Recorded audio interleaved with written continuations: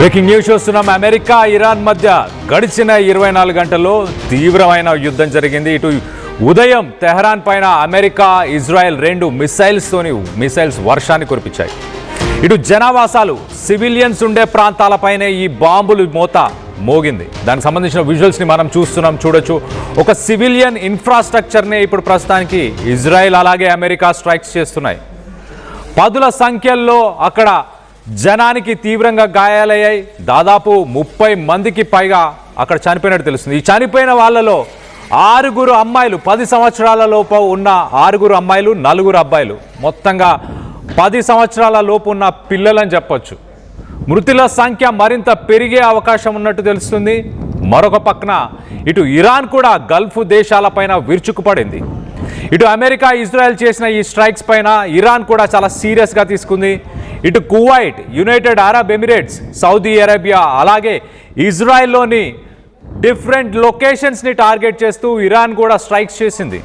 ఒక్కసారి డీటెయిల్స్ అన్నీ కూడా చెప్పే ప్రయత్నం చేస్తా. మొదటగా ఇటు అమెరికాకు సంబంధించిన ఒక ఫైటర్ జెట్ F-15E దాన్ని ఇరాన్ కూల్చేసింది. దాని తర్వాత దాంట్లో ఉన్న ఒక పైలట్ అక్కడే ఉండిపోయాడు ఇరాన్ భూభాగం పైన. ఆ పైలట్ని రెస్క్యూ చేయడానికి అమెరికా తమ యుద్ధ విమానాలు, హెలికాప్టర్స్ని పంపించి ఆ పైలట్ని రెస్క్యూ చేసే ప్రయత్నం చేసింది. దాని తర్వాత ఇటు డొనాల్డ్ ట్రంప్ ఇంకొక 24 గంటల సమయం ఇస్తున్నాను, ఆ 24 అవర్స్లో స్ట్రెయిట్ ఆఫ్ హార్మోజ్ని ఓపెన్ చేయకపోతే ఇరాన్లో ఉన్న బ్రిడ్జ్లు, ఇరాన్లో ఉన్న పవర్ ప్లాంట్స్ అన్నిటినీ కూలగొట్టేస్తాము, మిసైల్స్తోని స్ట్రైక్స్ చేస్తామంటూ ట్రంప్ స్టేట్మెంట్ ఇచ్చాడు. ఇటు సీజ్ ఫైర్కి సంబంధించి ఒక నెగోసియేషన్ నడుస్తున్నట్టు ఆ మీడియేషన్కి సంబంధించి కొంత డిఫెన్స్ అనలిస్టులు చెప్పుకొస్తున్నారు. 45 రోజుల పాటు యుద్ధంలో ఎవరు కూడా మిసైల్స్ కానీ దాడులు కానీ చేయకుండా ఉండాలంటూ మీడియేషన్ టాక్స్ నడుస్తున్నాయని చెప్తున్నారు. మరొక పక్కన దాడులు మాత్రం విస్తృతంగా మ్యాసివ్ స్ట్రైక్స్ అని చెప్పొచ్చు. ఇరాన్కి సంబంధించిన రెసిడెన్షియల్ ఏరియాస్, ఒక పోర్ట్ పైన కూడా దాడులు చేశారు, ఒక యూనివర్సిటీ పైన కూడా దాడులు చేశారు. ఇటు షరీఫ్ యూనివర్సిటీ ఆఫ్ టెక్నాలజీ, ఆ యూనివర్సిటీ పైన కూడా దాడులు చేస్తే దాంట్లో 13 మంది చనిపోయారు.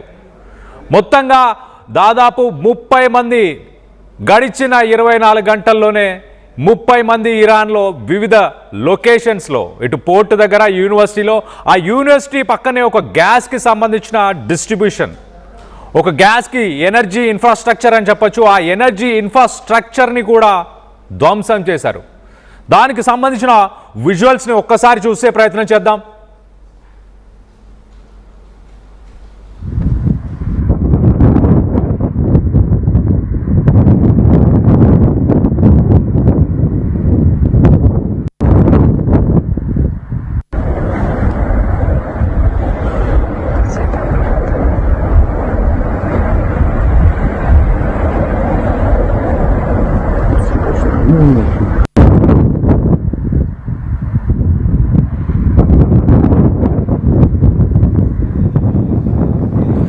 ఈ రిటాలియేషన్ స్ట్రైక్స్లో ఇటు ఇరాన్ మీద చేసిన దాడులకు ప్రతిదాడిగా ఇటు ఇరాన్ వెంటనే ఇజ్రాయెల్కి సంబంధించిన హైఫా అనే సిటీని టార్గెట్ చేసింది. హైఫా అనే సిటీ పైన మిసైల్స్తో సంధించింది. అలాగే కువైట్కి సంబంధించిన పవర్ ప్లాంట్స్, కువైట్కి సంబంధించిన డీసాలినేషన్ ప్లాంట్స్, అంటే వాళ్ళకి వాటర్, ఎలక్ట్రిసిటీ 2 లేకుండా చేసే ప్రయత్నం ఇటు ఇరాన్ చేసింది. మరొక పక్కన ఇరాన్ స్ట్రెయిట్ ఆఫ్ హార్మోజ్ని ఓపెన్ చేస్తాను, నేను కొన్ని rules and regulations, at the same time నాకు కొంత రెవెన్యూ కూడా కావాలి, యుద్ధంలో నేను నష్టపోయాను కాబట్టి అంటూ. గతంలో మనం చూస్తే ప్రతి షిప్ స్ట్రెయిట్ ఆఫ్ హార్మోజ్ నుంచి వెళ్ళడానికి $2 మిలియన్ ఇరాన్ ఛార్జ్ చేసింది. ఇప్పటిదాకా $2 మిలియన్ అమెరికాకి సంబంధించిన షిప్స్ కాదు, ఇజ్రాయెల్కి సంబంధించిన షిప్స్ కాదు, అమెరికా ఫ్రెండ్స్కి సంబంధించిన షిప్స్ కాదు, ఏవైతే ఇరాన్కి సంబంధించిన మిత్ర దేశాలు కావచ్చు, లేకపోతే అమెరికాకి సంబంధం లేని షిప్పింగ్ కంపెనీస్కి మాత్రమే ఇలాంటి యాక్సెస్ ఇచ్చారు. ఇప్పుడు ఇరాన్ ఏమంటుంది? ఇరాన్ ఇప్పుడు రానున్న రోజుల్లో కూడా స్ట్రెయిట్ ఆఫ్ హార్మోజ్ నుంచి షిప్స్ బయటికి వెళ్ళాలంటే నాకు ఒక టోల్ పే చేసి బయటికి వెళ్ళాలి అంటూ ఇటు ఇరాన్ కొత్త రూల్స్ని తీసుకొచ్చే ప్రయత్నం చేస్తుంది. మరొక పక్క ఇటు ఇరాన్కి సంబంధించిన official spokes person, government spokes person, ఆయన ఏమంటున్నారు? ఆయన చాలా క్లియర్గా ఇటు ట్రంప్కి మతి చెడింది, అతను ఏం మాట్లాడతాడో ఇటు అమెరికాలో ఉన్న ప్రజలకి అర్థం కాదు, ఇక్కడ ఇరాన్లో ఉన్న ప్రజలకి కూడా మాకు అర్థం కావట్లేదు. పూటకొక మాట మాట్లాడతాడు, ఆయన చెప్పేది ఒకటి ఆయన చేసేది ఒకటి అంటూ ఇటు ఇరాన్కి సంబంధించిన ఆఫీషియల్ స్పోక్స్ పర్సన్ కూడా చెప్పుకొచ్చాడు. మరో పక్కన ఇటు ఇరాన్ మాత్రం కువైట్, గల్ఫ్ దేశాలు, అలాగే ఇజ్రాయెల్, ఈ కంట్రీస్ అన్నిటినీ కూడా, యునైటెడ్ అరబ్ ఎమిరేట్స్, ఇలాంటి దేశాలన్నింటినీ కూడా టార్గెట్ చేస్తుంది. అక్కడ ఇంపార్టెంట్ సివిలియన్ ఇన్ఫ్రాస్ట్రక్చర్ అని చెప్పొచ్చు. ఇటు సివిలియన్ ఇన్ఫ్రాస్ట్రక్చర్ అంటే అక్కడ వాటర్ ప్యూరిఫికేషన్కి సంబంధించి desalination plants, power plants, electricity లేకుండా ఎలా అయితే ట్రంప్ ఇరాన్ని బెదిరిస్తున్నాడో, అంధకారంలోకి తొక్కేస్తాను, అంధకారంలోకి పంపించేస్తాను, ఇరాన్ స్టోనేజ్కి వెళ్ళబోతుంది అంటూ ఇటు ట్రంప్ చేసిన వ్యాఖ్యలు, ఇరాన్ కూడా అదే దారిలో వెళ్తుంది.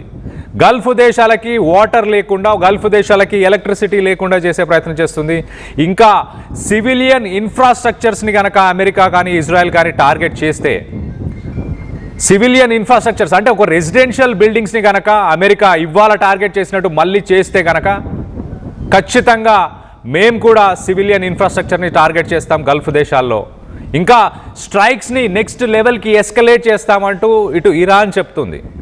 కానీ అమెరికా, ఇజ్రాయెల్ చేసిన దాడులు ఒక్కసారి మనం చూస్తే కనుక 10 మంది చిన్నారులు, 10 సంవత్సరాల లోపు వయసున్న చిన్నారులు 10 మంది చనిపోయారు. 6 అమ్మాయిలు ఉన్నారు, 4 అబ్బాయిలు ఉన్నారు, 10 మంది. ఇటు ఇజ్రాయెల్ చెప్తున్న మాటలు ఏంటంటే, నేను ఇరానియన్ రెజ్యూమ్కి సంబంధించి అంటే ఇస్లామిక్ రెవల్యూషనరీ గార్డ్స్ కానీ మిలిటరీ కానీ వాళ్ళని మాత్రమే నేను స్ట్రైక్ చేశా అంటూ ఇజ్రాయెల్ చెప్తుంది. పోర్టుని స్ట్రైక్ చేశా అంటూ ఇజ్రాయెల్ చెప్తుంది. కానీ వాస్తవానికి అక్కడ చనిపోయింది సివిలియన్స్. మరి అలాంటి సివిలియన్స్ చనిపోవడానికి కారణం మరొకసారి అయితే కనుక అమెరికా ఇజ్రాయెల్ని వదిలిపెట్టే ప్రసక్తే లేదంటూ ఇటు ఇరాన్ చెప్తుంది. ఒక యూనివర్సిటీని టార్గెట్ చేశారు. ఇటు Sharif university of technology ballistic missile programmes, ఇరాన్లో ఉన్న బలిస్టిక్ మిసైల్ ప్రోగ్రామ్స్కి అది హెల్ప్ చేస్తుంది కాబట్టి దాన్ని స్ట్రైక్ చేశామని చెప్పేసి ఇటు ఇజ్రాయెల్ చెప్తుంది.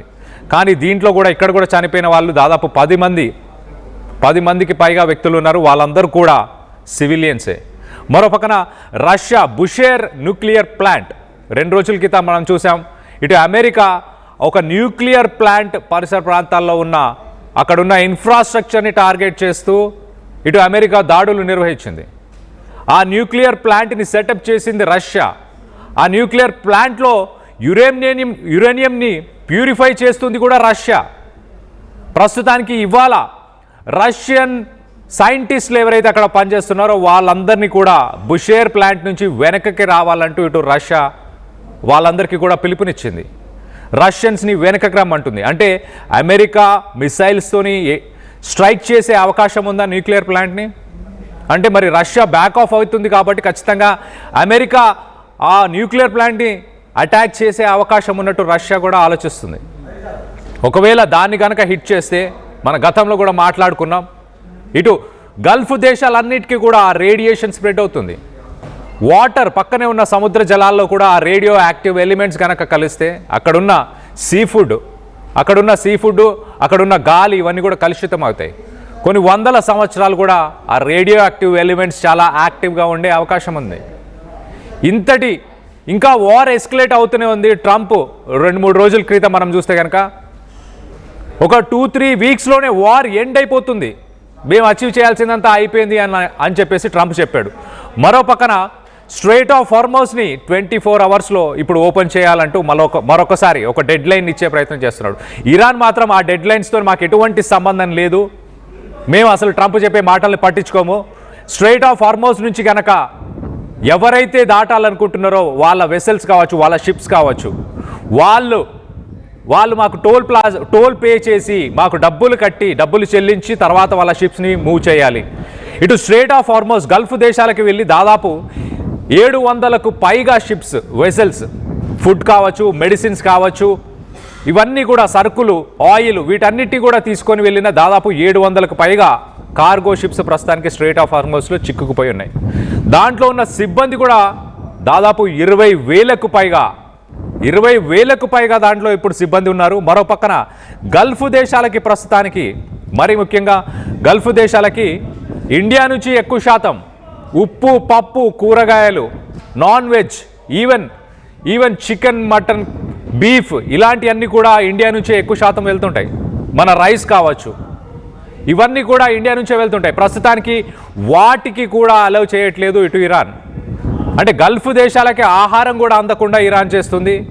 ఇరాన్ ఆయిల్ని పర్చేస్ చేయకూడదు, ఇరాన్తో ట్రేడ్ కూడా చేయకూడదు అంటూ ఇటు అమెరికా 40 సంవత్సరాల నుంచి శాంక్షన్స్ తీసుకొచ్చింది. స్ట్రెయిట్ ఆఫ్ హార్మోజ్ని ఓపెన్ చేసే అవకాశం ప్రస్తుతానికి లేదు. స్ట్రెయిట్ ఆఫ్ హార్మోజ్లో ఇరాన్ మైన్స్ని ఏర్పరిచింది. దానికి నావీతో సంబంధమే లేదు. రాత్రి వేళ స్పీడ్ బోట్స్ని యూజ్ చేసి స్ట్రెయిట్ ఆఫ్ హార్మోజ్లో నావీ ఆ మైన్స్ని, ఆ వాటర్లో ఫ్లోట్ అయ్యే మైన్స్, లేకపోతే కింద స్మార్ట్ సెన్సార్స్తో ఉన్న మైన్స్, ఇలా డిఫరెంట్ సార్ట్స్ ఆఫ్ మైన్స్ని కింద ఏర్పరిచింది. ఒక్క షిప్ దాన్ని దాటుకొని వెళ్ళడానికి కూడా ఇప్పుడు ప్రస్తుతానికి ఆలోచిస్తున్నాయి. భయంతోనే షిప్స్ వెళ్ళడానికి ఆలోచిస్తున్నాయి. ఆ మైన్స్ బ్లాస్ట్ అవుతే ఆ వెజల్ ఏదైతే ఉంటుందో, ఆ షిప్ ఏదైతే ఉందో, ఆ షిప్ పూర్తిగా కుప్ప కూలిపోదు, అక్కడే మునిగిపోదు. కానీ దానికి ఎంత డ్యామేజ్ అవుతుంది అని అంటే అది ముందుకు వెళ్ళలేని పరిస్థితి. అది ఇమీడియట్గా రిపేర్స్ చేసుకోవడానికి దగ్గరలో ఉన్న పోర్టుకి ఇమీడియట్గా చేరుకోవాల్సిన పరిస్థితి. దాని బ్యాక్ బోన్ని, షిప్కి సంబంధించిన బ్యాక్ బోన్ని విరిచే లాంటి మైన్స్ ఉన్నాయి. సో మొత్తం మీద ఇది గడిచిన 12 నుంచి 48 గంటల్లో జరిగిన సంఘటనలు. ఇంకా యుద్ధం కొనసాగుతుందా? ట్రంప్ చర్యలు కావచ్చు, ఇటు ఇరాన్ స్ట్రెయిట్ ఆఫ్ హార్మోజ్ని క్లోజ్ చేయడం, వీటన్నిటిపైన మీ అభిప్రాయాలు ఏంటి? ట్రంప్ మాట్లాడుతున్న మాటలకి, ఆయన చేసే పనులకి అసలు పొంతన లేదంటూ ఇరాన్కి సంబంధించిన ఒక ఆఫీషియల్ చెప్పుకొస్తున్నాడు. మరో పక్కన ఇరాన్కి సంబంధించిన అంబాసిడర్ ఎవరైతే ఇండియాలో ఉన్నారో ఆయన పాకిస్తాన్కి అసలు ఎలాంటి రోల్ లేదు, మీడియేషన్ టాక్స్లో పాకిస్తాన్కి ఏం సంబంధం లేదు, పాకిస్తాన్ ఏ రోల్ కూడా ప్లే చేయట్లేదు, దానివల్ల ఏమీ కాదు అంటూ ఇటు ఇరానియన్ అంబాసిడర్, ఇండియాలో ఉన్న అంబాసిడర్ కూడా ఒక స్టేట్మెంట్ ఇచ్చారు. రానున్న రోజుల్లో యుద్ధం ఇంకా తీవ్రతరమయ్యే అవకాశం ఉందా? అమెరికా నిజంగానే ఒక ల్యాండ్ అటాక్కి వెళ్ళబోతుందా? ఇటు గల్ఫ్ దేశాల్లో దాదాపు 50,000కు పైగా అక్కడ ఆర్మీని మోహరించి పెట్టింది.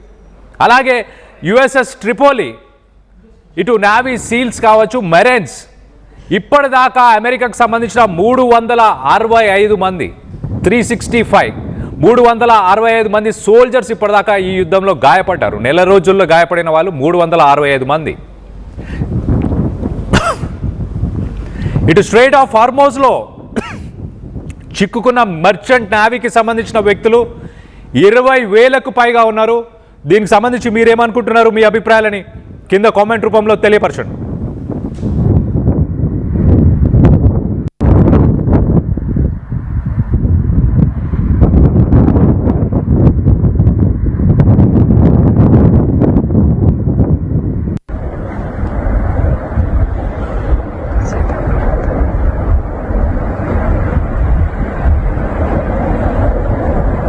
רגע בגזרת תחנת חיפה מתנהלים סריקות לאיתור של 4 לכודים שיש כרגע חשש כבד לחייהם. כוחות כבאות והצלה יחד עם פיקוד העורף וכלל הגורמים החברים במקום מבצעים סריקות עם כלל.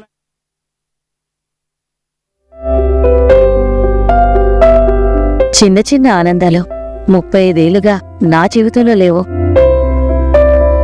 35 ఏళ్లుగా నేను డైపర్లలో బ్రతికాను. 6 సెంటీమీటర్ల ఫిస్టులా నా మూత్రాశయంలో లీక్ కారణమైంది. ఎవరూ నాకు సహాయం చేయలేకపోయారు. ఏఐఎన్యూలో వైద్యులను కలిసే వరకు అక్కడ వారు రోబోటిక్ శస్త్రచికిత్సతో నాకు పరిష్కారం ఇచ్చారు. వారు నా ఆత్మవిశ్వాసాన్ని కూడా తిరిగిచ్చారు. Precision care makes it possible.